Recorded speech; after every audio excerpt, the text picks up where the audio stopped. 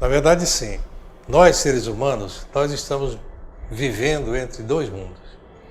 O mundo visível, que é esse mundo que a gente vê, que a gente se relaciona nele com as pessoas, os amigos, os familiares, a sociedade, com os sentidos que nós temos, o sentido de visão, audição, tato, paladar. Mas nós temos relação também com outro mundo, que é o mundo invisível, aquele que a gente não vê, que são os espíritos desencarnados, que influenciam, de acordo com a doutrina espírita, muito mais do que a gente possa imaginar.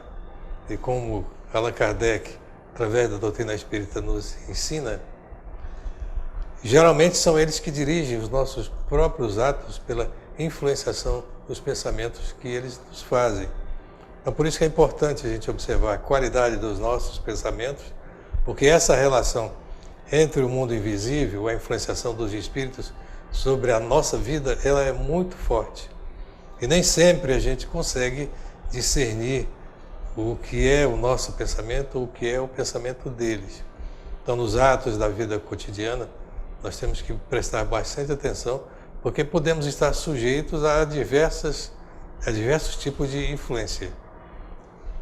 Então, eles nos influenciam, sim, muito forte, é o que a doutrina espírita nos ensina.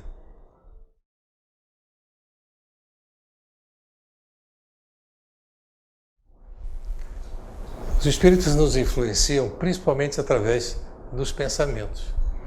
Há, por assim dizer, uma comunicação telepática, que nós somos, seres humanos, tipos antenas, e nós podemos atraí-los pelos próprios pensamentos. Se a gente tem tendência para os pensamentos maus e para a prática de coisas ruins, nós atraímos espíritos que nos influenciam através desses pensamentos também, principalmente isso. É como se a gente estivesse mergulhado num fluido universal, num mar de vibrações, em que as nossas vibrações, através do pensamento, praticamente faz uma evocação a esses espíritos. Então, quando os nossos pensamentos são bons, a gente se liga com os espíritos que têm bons pensamentos, a espiritualidade maior, a espiritualidade superior. Quando os nossos pensamentos são maus, se a gente tem tendência para o mal, nós estamos também ligados a essas influenciações negativas. Então, daí a importância de a gente cultivar os bons hábitos, cultivar os bons pensamentos, porque a influenciação deles, dos espíritos, se dá, como já disse, principalmente através do pensamento que eles direcionam para o nosso próprio pensamento também.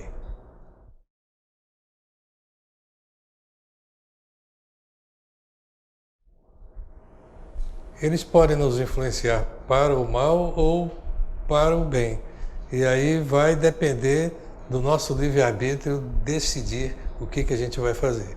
Se os espíritos levianos, os espíritos infelizes, ou podem rir de nós, das nossas imperfeições, das nossas fraquezas, dos nossos deslizes, ou então eles podem nos influenciar mesmo para o mal, quando são espíritos mais malfeitores, espíritos mais malévolos, vamos dizer assim. Então, eles podem nos induzir, estimular o nosso sentimento, a nossa ação e o nosso pensamento à prática de coisas ruins. Enquanto que os espíritos benfeitores, eles procuram nos ajudar no sentido de que a gente faça coisas boas através dos bons pensamentos também. Então aí nós temos duas balanças, ou dois pesos numa balança para o equilíbrio. Uma influenciação má de um lado e outra influenciação boa de outro lado. E cabe a nós, através do equilíbrio, do discernimento, saber o que é o certo, o que é o errado e praticar as boas ações no sentido de neutralizar a influenciação má e atender às influenciações boas também.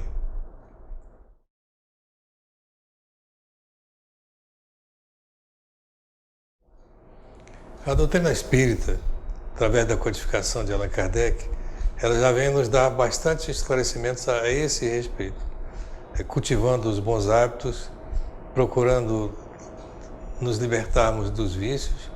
A esse respeito também é interessante lembrar uma passagem em que o apóstolo Paulo, em Hebreus, capítulo 12, versículo 1, nos orienta que nós temos uma nuvem de testemunhas.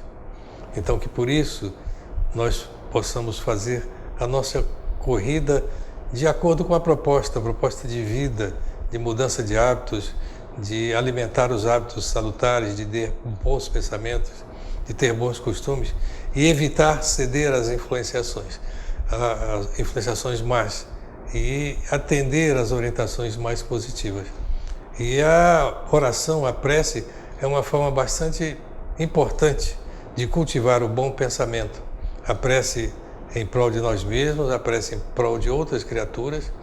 Por exemplo, quando a gente pensa num outro ser humano, esteja ele aonde estiver, ou através da oração, ou através do bom pensamento, e também através dos maus pensamentos, nós estamos nos ligando a essas criaturas.